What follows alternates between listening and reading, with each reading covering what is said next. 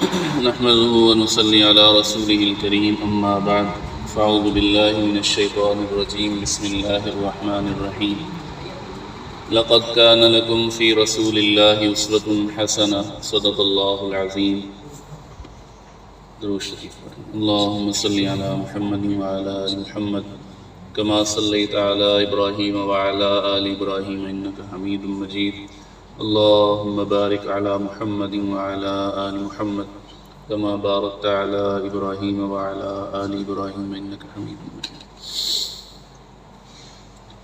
الحمدللہ آج ہماری تیسری مجلس ہے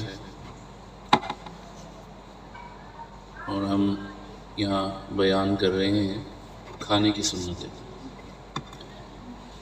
حضرت انس رضی اللہ تعالیٰ عنہ نبی کریم صلی اللہ علیہ وسلم سے یہ نقل فرماتے ہیں کہ آپ صلی اللہ علیہ وسلم نے فرمایا جب تم میں سے کسی کا لقمہ گر جائے تو اسے صاف کرے اور کھا لے، شیطان کے لیے نہ چھوڑے.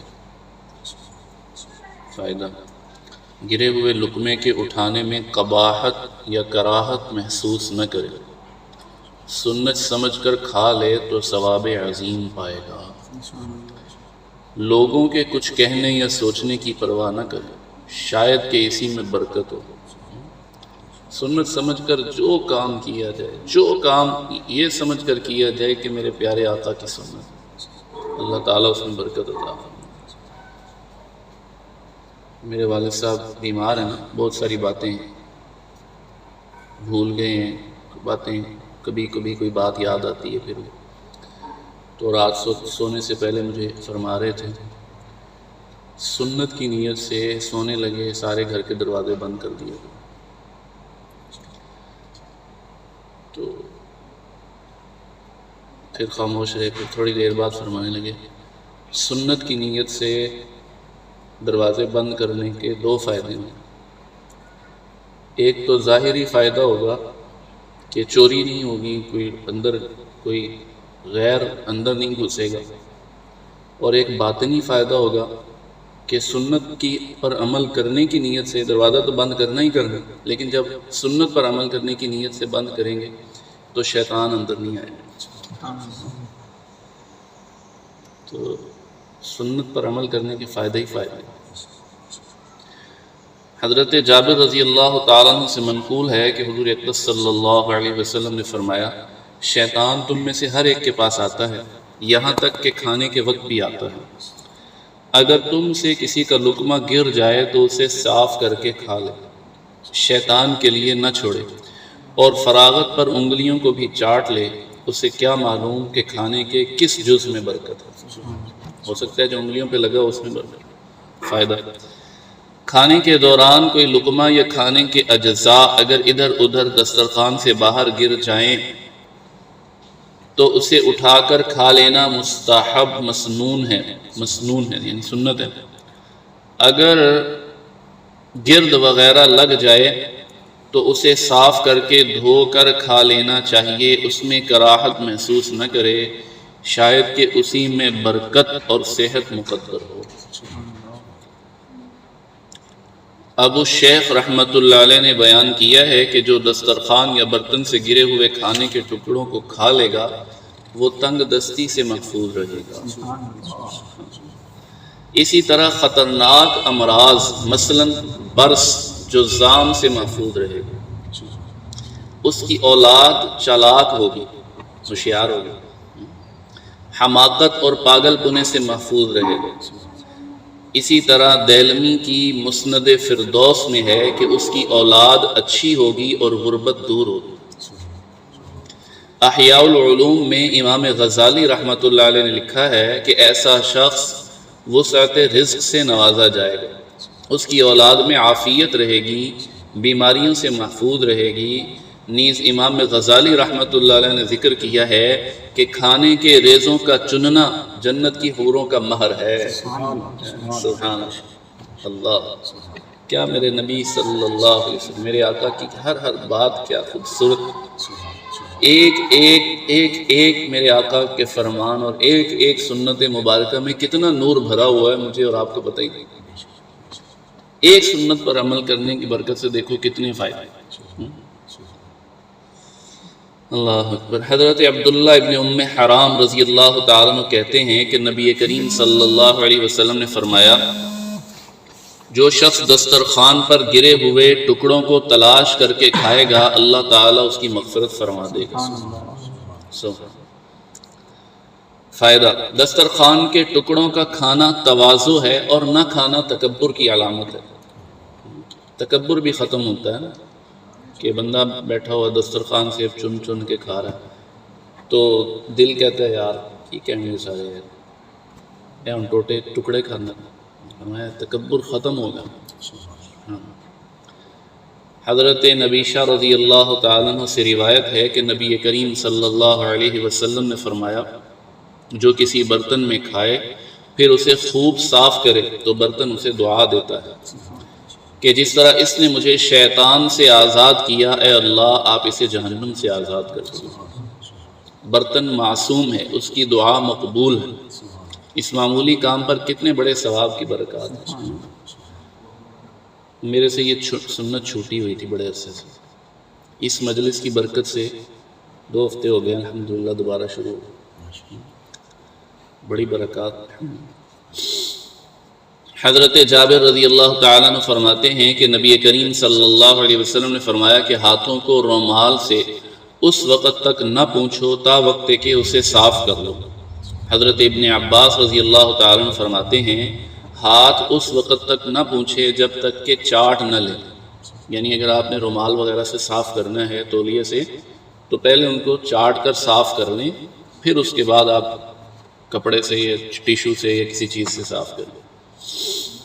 حضرت جابر رضی اللہ عنہ فرماتے ہیں کہ ہم لوگ نبی کریم صلی اللہ علیہ وسلم کے زمانے میں کھانے کی یہ مقدار نہیں پاتے بلکہ کم پاتے، یعنی پیٹ بھر کر نہیں کھاتے تھے بلکہ کم کھاتے تھے، اور نہ ہمارے پاس رومال ہوتے، شوربے کو ہتھیلیوں بازوؤں اور پیروں پر مل لیتے، پھر نماز پڑھتے اور ہاتھ دھوتے نہیں تھے۔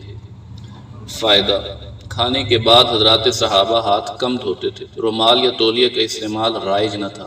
کھانے کے بعد بلا ہاتھ دھوئے ایک ہاتھ کو دوسرے ہاتھ پر یا بازو پر یا پیر اور پنڈلی پر مل لیا کرتے تھے، یعنی صاف ہو جائے، ایسے کر کے ایسے کر کے ایسے کر کے یا ایسے مل کے صاف کرنے کے لیے۔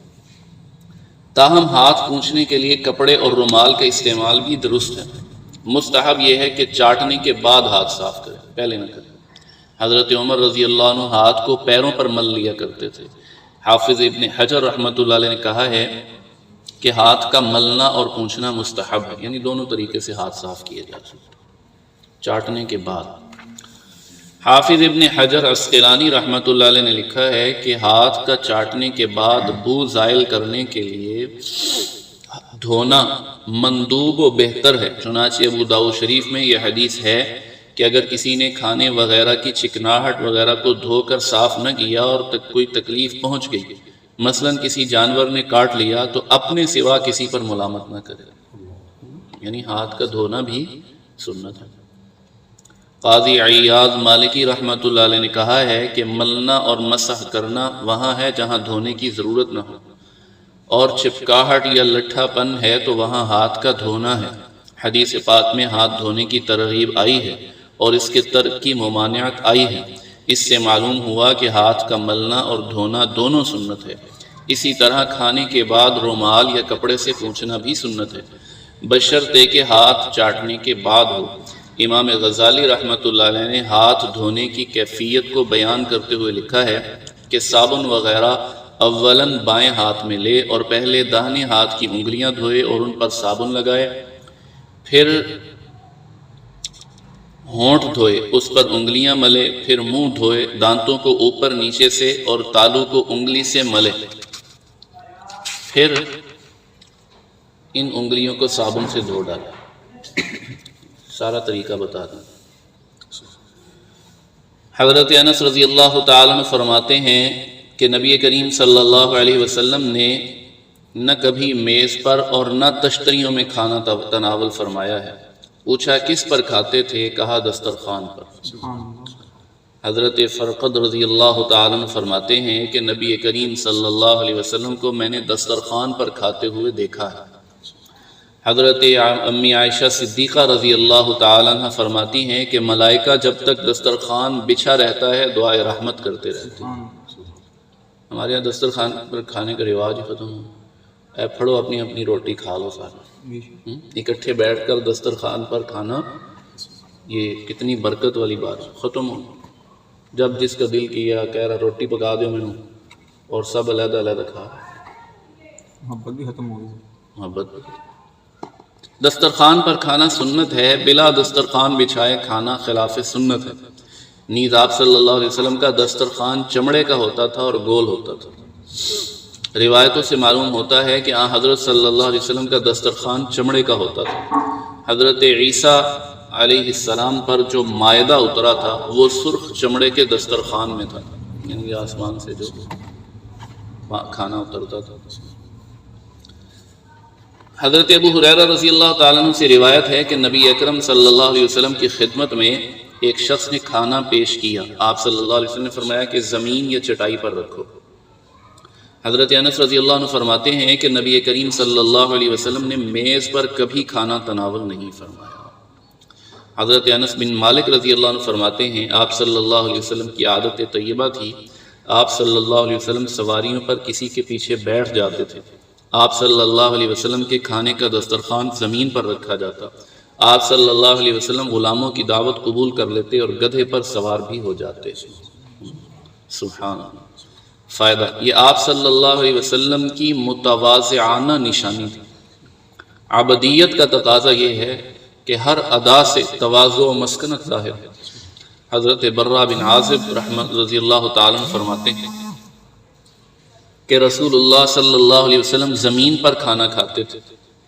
فائدہ، چوکی یا چارپائی پر کھانا سنت نہیں ہے۔ حدیث شریف میں خوان پر نہ کھانے کا ذکر ہے۔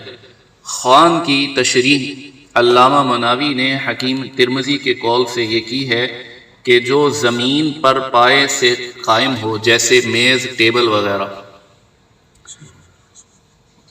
ملا علی قاری رحمۃ اللہ علیہ نے اور علامہ مناوی رحمۃ اللہ علیہ نے لکھا ہے کہ یہ متکبرین اور دنیا داروں کی عادت ہے تاکہ ان کا سر جو ایک نعمت خداوندی اور قابل اکرام ہے نہ جھکے۔ حسن بصری رحمۃ اللہ علیہ کا قول ہے کہ میز اور کرسی پر کھانا بادشاہوں کی عادت ہے۔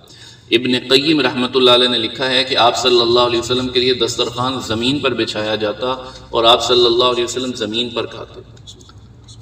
اسی طرح نبوی لیل و نہار میں ہے کہ آپ صلی اللہ علیہ وسلم نے میز کرسی پر بیٹھ کر کبھی کھانا تناول نہیں فرمایا، بلکہ زمین پر دسترخوان بچھایا جاتا اور اس پر آپ صلی اللہ علیہ وسلم کھانا تناول فرماتے۔ مسنون یہ ہے کہ کھانا دسترخوان پر ہو جو زمین پر رکھا گیا ہو، یہی اقرب الی السنہ ہے بمقابل کھانا اوپر رکھنے کے۔ حضور اقدس صلی اللہ علیہ وسلم کے پاس جب کھانا آتا تو اسے زمین پر ہی رکھا جاتا اور یہی تواضع کے قریب تر ہے۔ غیروں کا خلاف سنت اور مکروہ طریقہ ہمارے معاشرہ میں رائج ہو گیا ہے۔ حیرت تو یہ ہے کہ اس کی قباحت و کراہت کا بھی احساس نہیں ہے، بلکہ شرف و عزت و فخر کی بات سمجھی جاتی ہے۔ اللہ کی پناہ، آج غیروں اور دشمنوں کے طریق میں عزت و شرافت محسوس ہوتی ہے، خصوصاً شادی بیاہ کے موقع پر، اور یہ مکروہ بدعت رائج ہو گئی۔ اس طریقے سے اہل ایمان کو شدید نفرت چاہیے، نہ خود اختیار کریں نہ ایسی تقریبات میں شریک ہوں، کیونکہ یہ ملعون و مغضوب قوم یہود و نصارہ کی عادت ہے۔ آج مسلم متمول گھرانے میں زمین پر دسترخوان بچھا کر کھانا معیوب سمجھا جاتا ہے۔ سنت کی جگہ غیروں کا طریقہ داخل ہو گیا، لاعیاذ باللہ۔ اس مکروہ طریقے کو ختم کرنا اور کرانا اور دسترخوان کی سنت کو زندہ کرنا اس زمانہ میں 100 شہیدوں کا ثواب رکھتا ہے۔ کریں گے کہ نہیں کریں گے؟ بس اس کو عادت بنانا۔ سنت پر، سرکار کے طریقے پر، اپنے دین پر کبھی کمپرومائز نہ کریں۔ سمجھ رہے ہیں؟